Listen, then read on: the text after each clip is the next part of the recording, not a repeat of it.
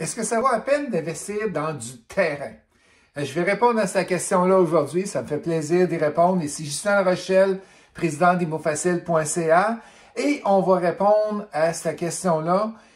Première chose, vous devez savoir, il y a une terre qui est un grand terrain qui peut être souvent divisé et vous avez du terrain. Fait que je le divise comme ça. Fait que terrain, selon moi, c'est un terrain unitaire. Ça veut dire que tu achètes un 5000 pieds carrés, un 10 000 ou un 20 000 pieds carrés qui n'est pas divisible.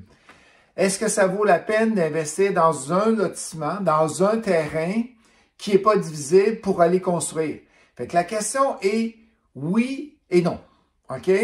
La question est oui si vous êtes capable de construire quelque chose qu'une fois vous revendez, qui est plus élevé que le montant que vous avez donné pour être capable d'y arriver. Vous devez regarder le zonage. Est-ce que le zonage permet une maison, un chalet locatif, donc de villégiature, ou ça permet un 3, 4, 5, 6 logements, un 5 étages.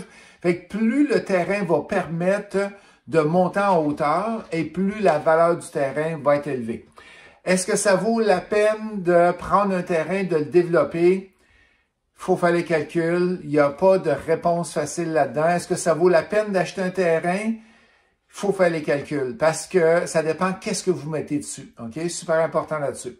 Si on regarde du côté terre maintenant, on va regarder la terre pour lotir.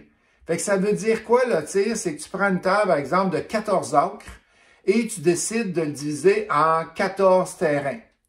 On est chanceux dans ce cas-là. Les 14 terrains ont une route qui leur donne accès. Donc, tu n'es pas obligé de créer de route. Est-ce que c'est payant? Normalement, c'est très payant d'être capable de faire ça. Fait que là, tu as du zonage, tu as des tests environnementaux. Il faut aller déterminer c'est quoi les zones humides. Est-ce qu'il y a des zones qui sont non construisibles? Fait qu'il y a plein de démarches d'arpentage, d'environnement et bien sûr avec la ville pour être capable de déterminer c'est quoi le lot minimum. Est-ce qu'il y a des lots maximum? Normalement, non. Mais c'est quoi le lot minimum et c'est quoi la quantité que vous êtes capable de faire?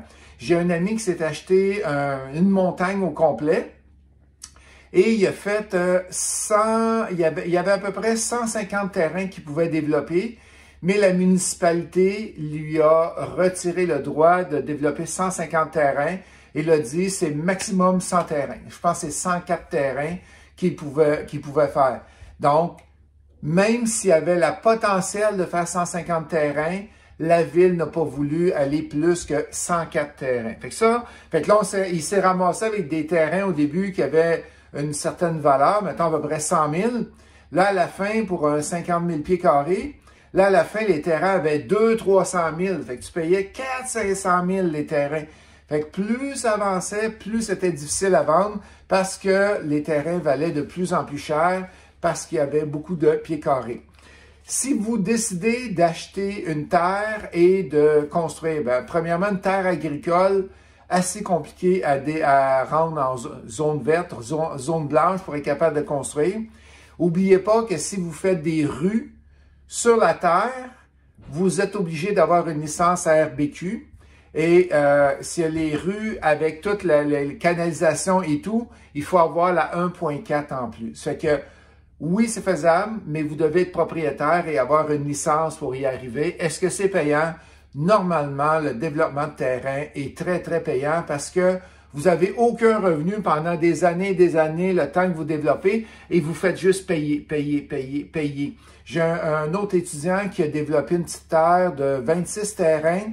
Il y a eu pour 150 000 environ d'arpentage, de travaux, et ça, la rue n'était pas faite. Pas de travaux, mais d'analyse, et la rue n'était pas faite encore. Il y avait encore un autre 300-400 000, 1,4 km qui a été obligé de faire avant même de pouvoir vendre un terrain.